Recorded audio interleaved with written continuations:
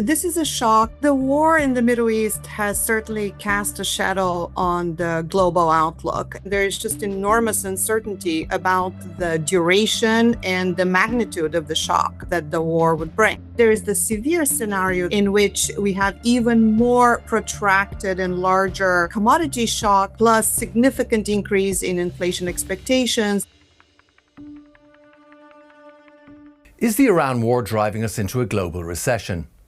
World financial leaders are gathering in Washington, D.C. for the International Monetary Fund World Bank spring meetings against a backdrop of rising crisis fears. The conflict is disrupting supply chains, rattling energy markets, and raising the risk of a sharp global slowdown. So how serious is the threat, and what happens next? Petya Koeva Brooks is Deputy Director of the Research Department at the IMF, and she joins us from Washington to talk through some of these issues. Petya, thanks for joining us today. So let's take a look at the forecasts. You give different scenarios. You project growth of 3.1% this year for the global growth, but you also include a severe projection, which warns that growth could fall to just 2%. That's perilously close to a global recession, a level only seen a handful of times in decades, including the 2008 financial crash and COVID-19. How would you describe the state of the global economy right now?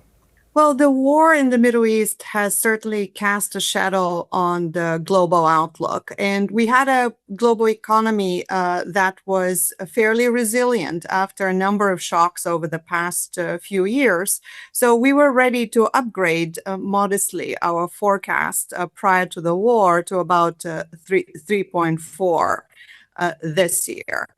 And then the war broke out, and as you can imagine, there is just enormous uncertainty about the duration and the magnitude of the shock that the war would bring. So to handle that, we essentially have a number of scenarios. We have our reference forecast that you referred to, where growth comes down to 3.1. Then we have an adverse scenario where the oil price shock is larger and it lasts longer, and other things happen like inflation expectations also increase, and there's some financial market reaction. And then there is, in that scenario, global growth would be around 2.5. And then there is the severe scenario that you referred to, in which we have even more protracted and larger commodity shock, plus significant increase in inflation expectations and financial market reaction to all of that, which and what corresponds to that is the global growth coming down to about 2. So you have to make various assumptions in terms of how long the war will last and how long things will take to normalize. It must be very difficult to make forecasts in the current environment with things like gas prices, for example. Absolutely. It's been extremely challenging. And, the gas price is one example, but I think it goes beyond that.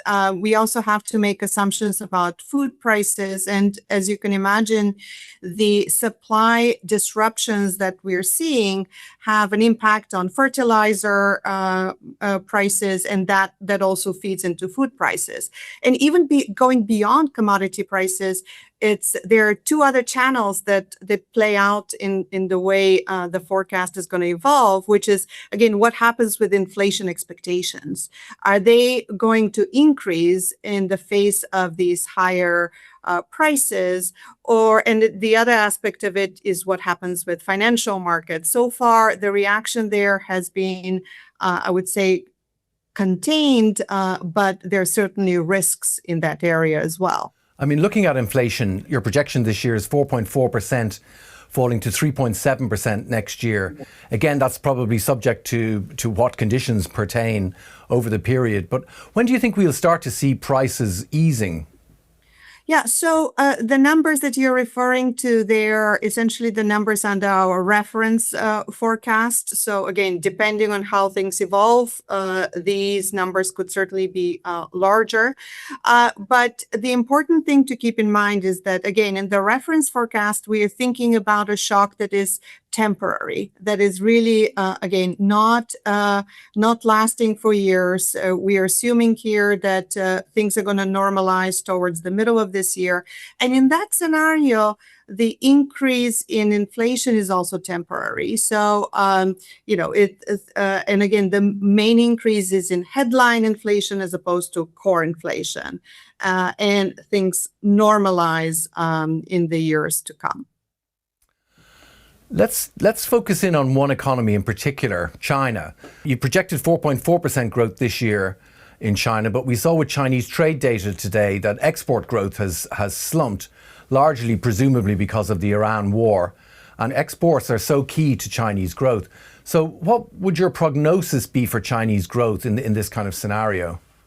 Yeah, again, in our reference scenario, we have growth this year at 4.4, which is a very small downgrade relative to where we were in January.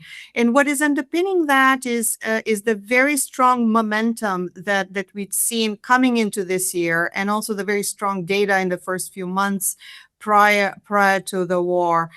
So that is kind of pushing the numbers up as opposed to down.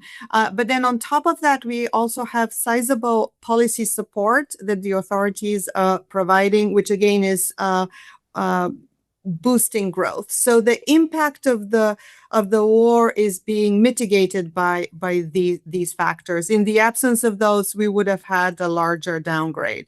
But again, stepping back, this is an economy that has depended a lot on external growth, and it's really the domestic part that is relatively weak.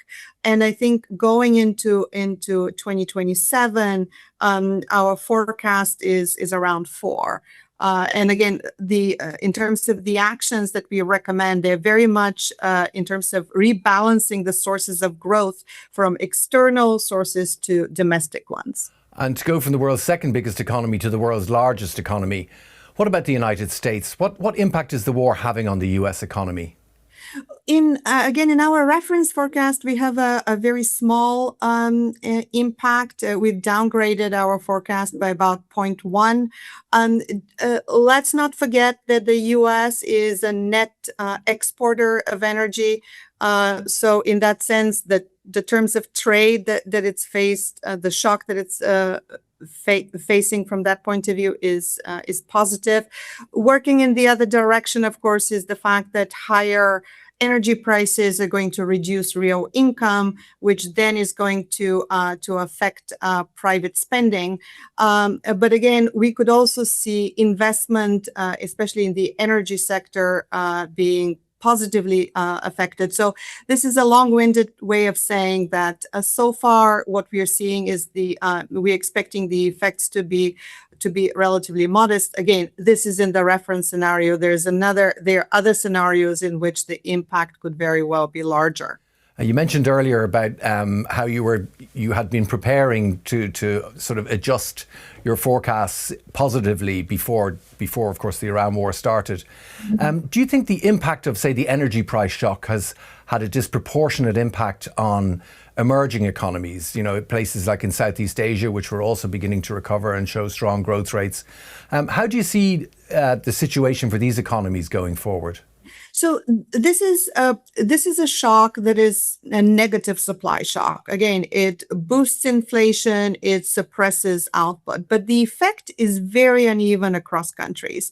Of course, the economies that are at the epicenter, that are directly affected by the war, are expected to have the largest negative impact. But then, of course, it depends whether you're energy importer or exporter. And unfortunately, it's really the low-income countries and the ones that are commodity importing are the ones that we're expecting to be hit the most, including through the effect of higher food prices. So when it comes to